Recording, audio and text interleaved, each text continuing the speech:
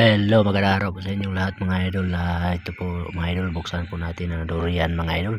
Kasi may nahulog po dito sa puno mga idol sa bukid. Kaya subukan natin na buksan mga idol. Kaway-kaway naman dyan burluloy. Yan, kaway si burluloy mga idol. So tikman natin mga idol. Yan mga idol, mukhang masarap Yan.